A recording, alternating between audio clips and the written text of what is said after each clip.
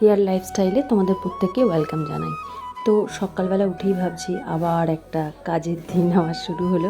মেয়েদের যেটা প্রত্যেক দিনের জীবন আর কি, সকাল থেকে উঠেই কাজ করো। তো আমি ভেবে নিচ্ছি কী করতে হবে না করতে হবে, তার মধ্যেখানেই ভাবছি যে তোমাদের সাথেও আজকে সবটুকু শেয়ার করার চেষ্টা করব। কিন্তু কী বলো তো, আসলে এই অভ্যাসটা আমার নেই একদমই, তার জন্য হয়ে ওঠে না।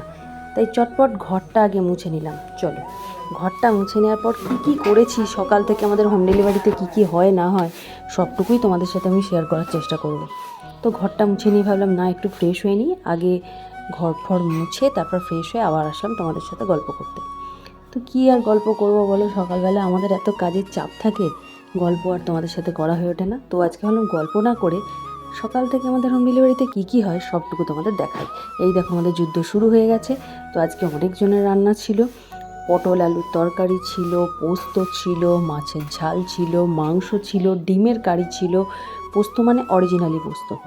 সবসময় আমাদের দু ধরনের পোস্ত হয়, যারা স্পেশাল পোস্ত খেতে চায় তাদের জন্য স্পেশাল পোস্ত, আর একটা সাদা তিল দিয়েও একটা পোস্ত, তাতে পোস্ত মেশানো হয়, পরিমাণটা কম থাকে। তো যারা স্পেশাল পোস্ত খেতে চায় তাদের জন্য স্পেশাল পোস্ত আমরা করে দিই। তো তখন আমাদের যুদ্ধ চলছে। এই দেখো তার মধ্যেই আমি কাচাকুচি করে নিয়েছি। কাচাকুচি করার পর তোমাদের আমি দেখাচ্ছি এই যে রান্না চলছে, রান্না প্যাকিং সবটুকুই আমি তোমাদের সাথে আজকে শেয়ার করার চেষ্টা করব। এই দেখো মাছটা ততক্ষণে ভাজা হচ্ছে, মাছ ভাজার পর তোমাদের আমি দেখাবো যে মাংস কিভাবে আমরা ডেকচিতে, বড় ডেকচিতে তৈরি করি। দেখো আমাদের খুব বড় ব্যবসাটা নয়, খুব ছোটোই ব্যবসা। 15 জন 14 জন এরকম করে করে হয়তো পার ডেলি হয়, হয়তো আস্তে আস্তে বাড়বে, জানি না ভবিষ্যতে কি হবে। তবে হ্যাঁ, একটা জিনিস কি বলো তো, আমাদের এই যে জায়গাটা আমাদের রান্না করছে দেখছো, এই জায়গাটা মানে আমাদের মানে ঠিকঠাক করে, একটা রান্নাঘরেই তো মেয়েদের অর্ধেকটা সময় চলে যায়। এই জায়গাটাকে ঠিকঠাক করা আমার একটা বিশাল স্বপ্ন। শুধু এটা নয়, আরও কিছু কিছু ছোটো ছোটো স্বপ্ন আছে যেগুলো আমি তোমাদের সাথে সবটাই শেয়ার করব, যদি যেদিন মনে করব, মানে সময় পাবো আর কি। এবার দেখো মাছের ঝালটা ভাজার পর হয়ে গেছে। তো মাছের ঝালটা তোমার দাদাভাই পুড়ছিল। এটা 15 জনের ছিল, এটা স্পেশাল। ঘরোয়া রান্না খেতে প্রত্যেকেই ভালোবাসে, কারণ এর মধ্যে কোনো ভেজাল থাকে না। আমরা এরকমও করি না যে তেল পড়ে আছে সেটা ঢাকা না দিয়ে রেখে দিলাম। বেশিরভাগ জায়গাতে এই জিনিসটাই বেশি হয়, মানুষের জন্য হোটেলে খেতেও ভয় পায়। আমাদের ঘরোয়া রান্না, এটা পনিরের একটা রেসিপিও ছিল স্পেশাল অর্ডারে। তো সবটুকুই আমি তোমাদের সাথে শেয়ার করার চেষ্টা করব। তো এই দেখছো নিশ্চয়ই অর্ধেক ভাত প্যাকিং হয়ে গেছে, ফয়েল পেপারও প্যাকিং হয়েছে। ফয়েল পেপারে সবাই খেতে চায় না, 5 টাকা করে এক্সট্রা দিতে হয় বলে।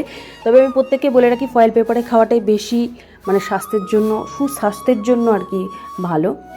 তো দেখো মাছগুলোকে প্যাকিং করছে, আমি যখন বলছি তখনই আমার জিভে জল এসে যাচ্ছে। আসলে এই মাছের সর্ষে বাটা দিয়ে আমাদের মা যে তেল ঝালটা করে, এত সুন্দর টেস্ট হয় না, যারা একবার খায় তারা বারবারই বলে যে এই জিনিসটাই করে দিতে। পেঁয়াজের কি হয় বলো তো, পেঁয়াজের মানে যে কারিটা করা হয় ওর থেকেও এইটা খেতে মানুষ বেশি পছন্দ করে।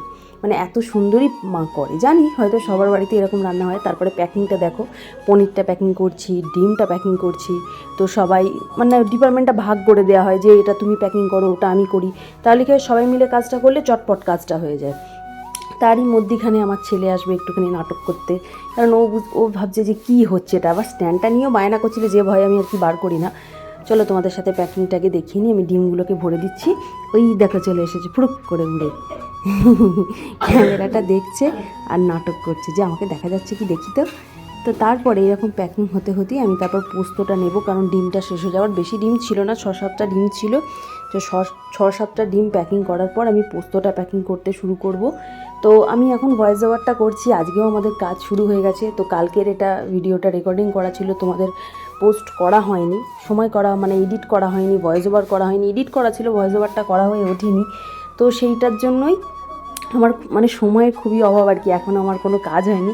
তাও ভাবলাম এই ব্লগটা তোমাদের পোস্ট করে দেওয়া যেতেই পারে। তো আজকে সকাল থেকে আবার একটা নতুন পোস্ট আমি ব্লগ তোমাদের জন্য মানে ভিডিও রেকর্ডিং করতে শুরু করব। তারপরে মা আসছে, খাবারগুলো ঠিকঠাক মানে আমরা প্যাকিং করছি দেখার জন্য। বলছে এই রে ভিডিও ক্যামেরাটা আমার দিকেও করেছি রে, বলে আবার ঠিকঠাক করে বসছে যে দেখি আমাকে ঠিকঠাক দেখা যাচ্ছে কি। তো তখন আমাদের প্যাকিং অলরেডি চলছে। এই দেখো পোস্তটা, আমি পোস্তটা তোমার দাদাভাইকে বলবো যে আমাকে দিয়ে দাও, পোস্তটা আমি প্যাকিং করি। পোস্তর দায়িত্বটা আমি নিলাম, কারণ আরও অনেক কিছু প্যাকিং করার ছিল, একজনে মানে ভাগ ভাগ করে না নিলে খুবই অসুবিধা হয়ে পড়ে।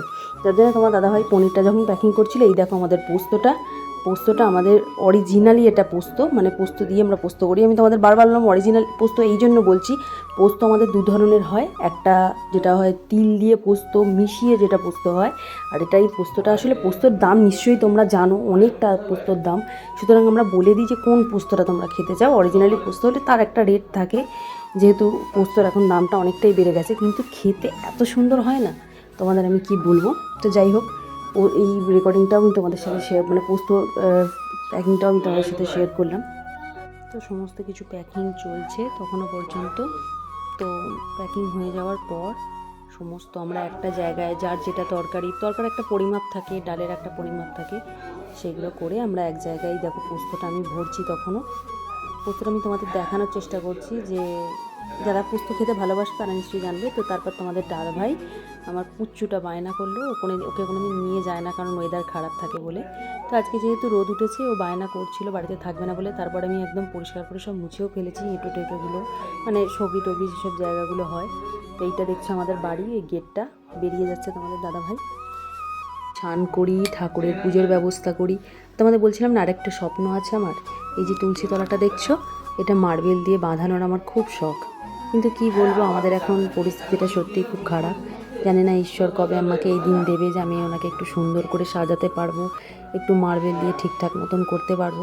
সবই ওনার ইচ্ছা। উনি যেহেতু আমাকে বিপদ থেকে মুক্ত হওয়ার, খেটে এই হোম ডেলিভারি করে মানে চেষ্টা করছেন আমাদের দাঁড় করানোর, ওনার ভরসাতেই আমরাও আছি।